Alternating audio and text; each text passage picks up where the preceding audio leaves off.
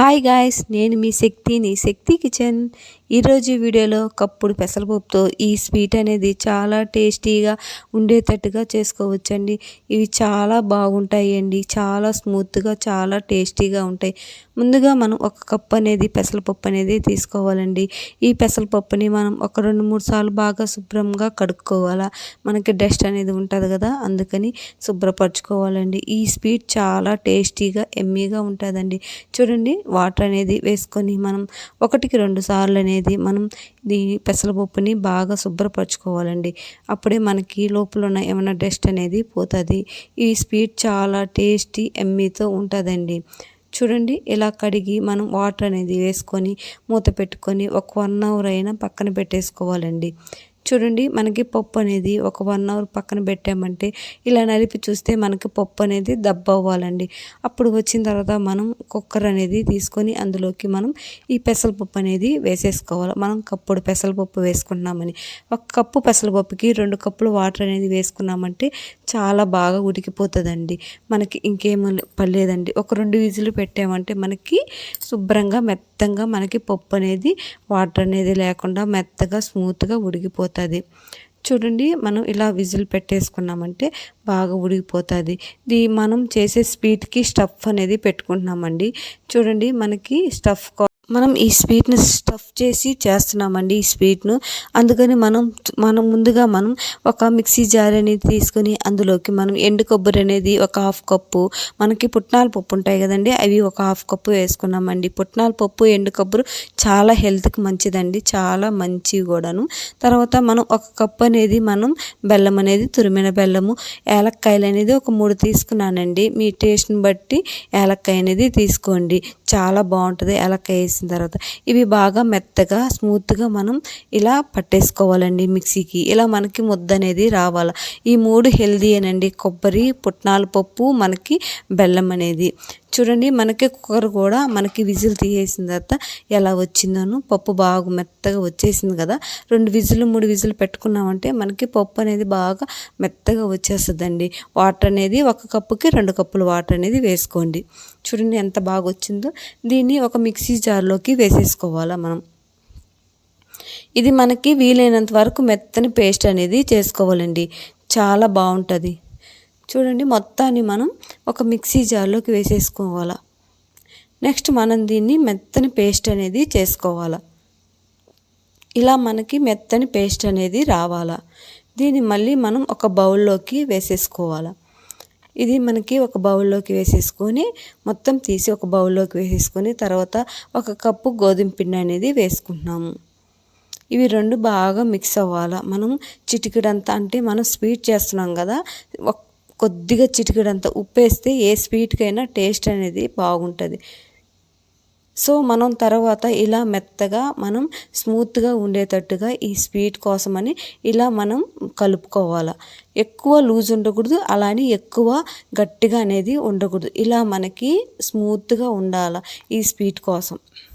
చూడండి, మనం ముందుగా స్టఫింగ్ అని చేసి పెట్టుకున్నాం కదా, ఈ స్టఫింగ్ మనం ముద్దలు అనేది చేసుకొని వీటిని లోపల పెట్టి మనం కజ్జికాయలకి ఎలా ఒత్తుకుంటామో అలా చేత్తో అలా ఒత్తుకోవాలి. చూడండి, ఇది మీ ఇష్టం అండి, మీకు ఎలా కావాలంటే అలా ఒత్తుకోండి. ఇలా నేను కజ్జికాయల టైప్లో చేసుకుంటున్నాను. చూడండి, చూడండి అంత అలా మనకు నచ్చినట్లు అన్నీ మనం చేసుకోవచ్చు. నేను మొత్తం కొరవ ఉన్న వాటిని కూడా ఇలాగే చేసేసుకున్నాను. పిండి అనేది మరీ లూజ్ ఉండకూడదు, మరీ గట్టిగా ఉండకూడదు. ఈ స్వీట్ మరీ గట్టిగా ఉన్నా బాగుండదు, మరీ లూజ్గా ఉన్నా మనకి ఈ స్టఫింగ్ నిలవదు, ఊడిపోద్ది పాకంలోకి. ఇలా వీలైనంత వరకు మనకి ఇలా ముద్దగా వచ్చేటట్టుగా చూసుకోండి. తర్వాత మనం ఆయిల్ అనేది డీప్ ఫ్రైకి ముందుగానే పెట్టుకొని ఉండాలి. మనకి అది ఎక్కువ మంట కాకుండా తక్కువ మంట మీదే మనం ఇవి కాల్చుకోవాలి. చూడండి, ఒకటి మనం స్లోగా మనం తిప్పుకుంటూ కాల్చుకోవాలి. ఎక్కువ మంట పెట్టేసామంటే పైన కలర్ అనేది వచ్చి లోపల మనకి స్టఫింగ్ తోడ ఉడకదు, అప్పుడు బాగుండవు ఈ స్వీటు. మనం ఒక 5 నిమిషాలు దాలి మనం కలుపుకోవాలి. అప్పుడే కలిపామంటే మనకి అవి ఇరిగిపోతాయి.